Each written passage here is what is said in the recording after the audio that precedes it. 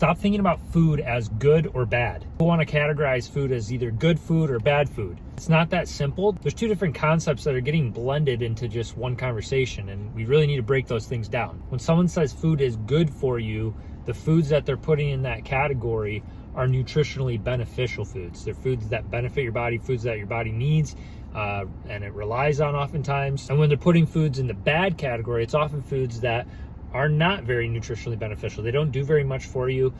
Maybe they're still used for energy, but other than that, your body doesn't really require them, and they're not super necessary. That's just a conversation of nutritional benefit. The other foods that are bad can still have benefits. They still provide energy, and they can provide other benefits. I don't know about you, but I'm not gonna be substituting my birthday cake next birthday for cabbage. The foods that are considered bad are oftentimes enjoyable and taste better a lot of the times. Now, when we're talking about what's bad for you, that's a whole different conversation. What's bad is based on quantities. It's not based on the food itself. A good thing can still be bad for you. If you have too much of a certain nutrient, it can be really bad. So I would argue that all food is good, but any food can also be bad.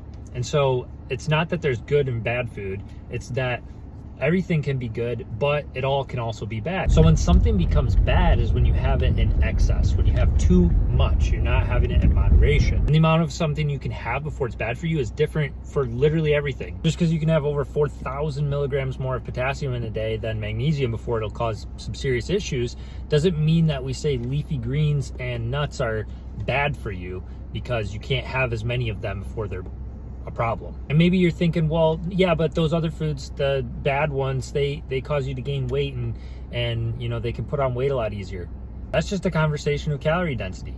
Nuts are super high in calories. Sunflower seeds are super high in calories. Again, we don't say they're bad just because you can't have as many of them. We just say you can't eat a whole plate full of them because there's more calories in them. And again, too much of even a good thing is a bad thing. And again, I would say it's all good unless you have too much of it, then it's bad.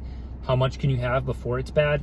Well, it's going to be a lot less for certain foods than others. And we could create a whole list, and yes, the foods that are categorized often as good will be on the side of the things that you can have more of, usually. Things that are often categorized as bad will usually be on the side of the list that you can't have as much of. But if you can stop thinking of food as good and bad and have a healthy relationship with food where you understand the quantities that you can have of these things instead, it's going to help you be able to have a more flexible lifestyle, a realistic lifestyle that you want to have and enjoy, and still be healthy. And in my opinion, it creates a much healthier relationship with food and helps people actually lose more weight and stay in shape and reach their goals better than when you just think of foods as good and bad.